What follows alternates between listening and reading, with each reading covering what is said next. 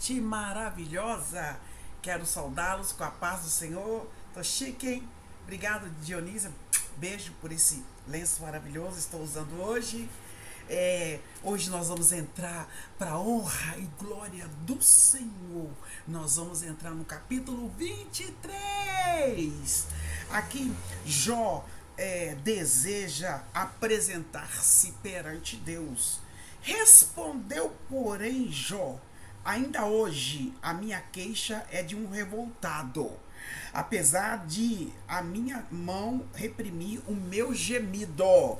Ah, se eu soubesse onde poderia achar, então me chegaria ao seu tribunal, exporia ante ele a minha causa e encheria a minha boca de argumento.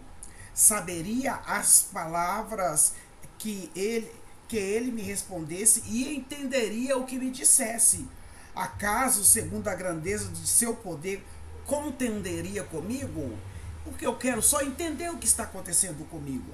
Ali, o homem reto pleitearia com ele e eu me livraria para sempre do meu juiz. Eis que, se me adianto, ali não está. Se torno para trás, não o percebo. Se opera à esquerda, não o vejo. Esconde-se à direita e não o diviso. Mas ele sabe o meu caminho, e se ele me provasse, sairia eu como ouro. Os meus pés seguiriam as suas pisadas. Guardei o seu caminho e não os meus pés seguiram as suas pisadas. Guardei o seu caminho e não me desviei. Ainda que lá no capítulo 21 fala que ele está com a vida em pecado, ele fala: eu não desviei. Do mandamento de seus lábios nunca apartei.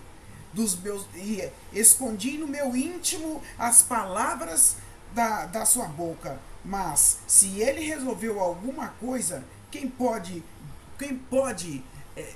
decidir por Deus? Se ele resolveu, está resolvido. É Deus e pronto, acabou. Com Deus não se discute. Foi o que eu entendi aqui. O que ele deseja, isso fará. Isso fará. Pois ele cumprirá o que está ordenado a meu respeito, e muitas coisas como estas ainda tem consigo. Por isso me perturbo perante ele, e quando o considero, temo-o.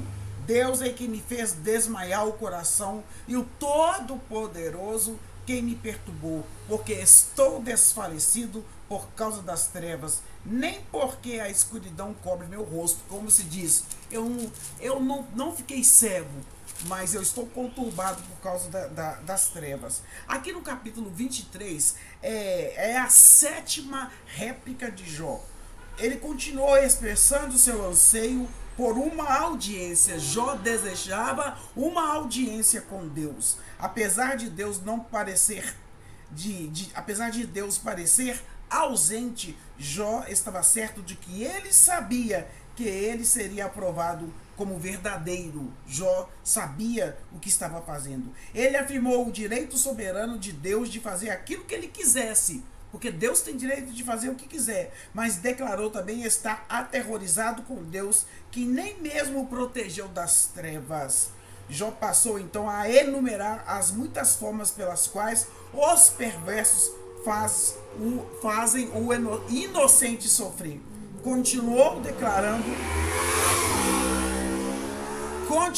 declarando sua inocência e afirmou a justiça de Deus no futuro julgamento dos perversos, conforme nós vamos ler lá em Jó 24. Jó expressou sua confiança na retidão absoluta de Deus. Ele conhece o meu caminho, mesmo diante de tantas provas físicas, porque Jó estava passando por provas físicas contra ele. Jó ainda apegava-se tenazmente à crença de que Deus tudo conhece e se preocupa conosco. Deus sabia que Jó era inocente e que se ergueria daquela calamidade como ouro. E aqui, gente, só Deus sabia, né? Jó não sabia que a fé dele estava sendo provada. E aqui, vou ler lá em 1 Pedro, que é a primeira carta de Pedro aqui, no finalzinho da Bíblia, né? Antes de Apocalipse aí, você vai achar 1 Pedro, quero estar lendo com você aí, primeira carta de Pedro. Vamos lá, Pedro, aparece. Tem Judas, tem Pedro, no finalzinho aí, ó. No finalzinho aí você vai achar Pedro. Pedro, onde está você? Pedro, achei Pedro. Pedro, capítulo 1, do 6 ao 7, está dizendo assim, olha. Com o conhecimento, o domínio próprio. Com o domínio próprio, a perseverança. Com a perseverança, a piedade. Com piedade, a fraternidade. E com a fraternidade, o amor. Aleluia. Então, olha para você ver.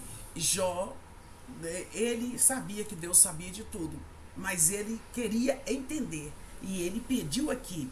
Ele continuou expressando o seu anseio por uma audiência com Deus. É isso, quando nós não entendemos algo que está acontecendo conosco, vamos pedir ao Senhor. Estamos aprendendo com o Jó, né? Vamos pedir ao Senhor, Deus, eu preciso entender o que está acontecendo comigo. E aqui no capítulo 23, né? Somente Deus, aqui, Deus, ele é soberano sobre todas as coisas, e ele sabia o que está acontecendo. Somente Deus não presta contra a ninguém e é supremo em poder, posição e autoridade, né? E virtudes, decretos e obras. No sentido mais estrito, a palavra soberano designa somente a Deus. Só Deus é soberano, tá? Somente Deus Deus, ele não presta contas a ninguém, tá? Ele não precisa dar conta a ninguém. Ele não precisa explicar nada para ninguém, porque Deus é Deus, tá? Então deixa eu só falar com vocês. Somente Deus não presta conta a ninguém, porque ele é soberano, tá? E é isso que eu queria falar com vocês. Tudo depende de Deus, mas ele não depende de nada e não depende de ninguém. Tudo vem dele, mas ele não veio de lugar algum, pois não tem início e nem fim. Deus não tem início e nem fim. Uma vez que toda a vida vem dele, Deus tem direito de exercer sobre a vida a autoridade suprema e de fazer como lhe aprouver. Deus não precisa do conselho de ninguém, e ninguém está qualificado. Ninguém está qualificado para aconselhar Deus. Ninguém, tá? E o título Rei dos Reis significa exatamente isso, Rei dos Reis. Deus não precisa dos nossos conselhos. Até mesmo os reis, ele é o Rei dos Reis. Esse soberano não realiza intervenções ocasionais em nossas vidas e nos acontecimentos mundiais. Pelo contrário, ele está intimamente envolvido com a vida de cada um. Já pensou? Deus tem um particular com cada um.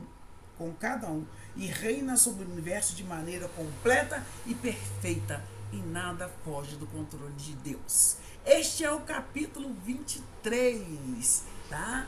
E que deixe o seu like, deixe o seu comentário, preciso que você comenta, que você compartilhe o meu vídeo, tá? Deus aqui, Jó, ele deseja apresentar-se perante Deus, porque ele está certo. Ele quer saber por que está acontecendo isso. E há um desejo aí. E esse é o capítulo 23. Gente, gratidão a Deus sempre.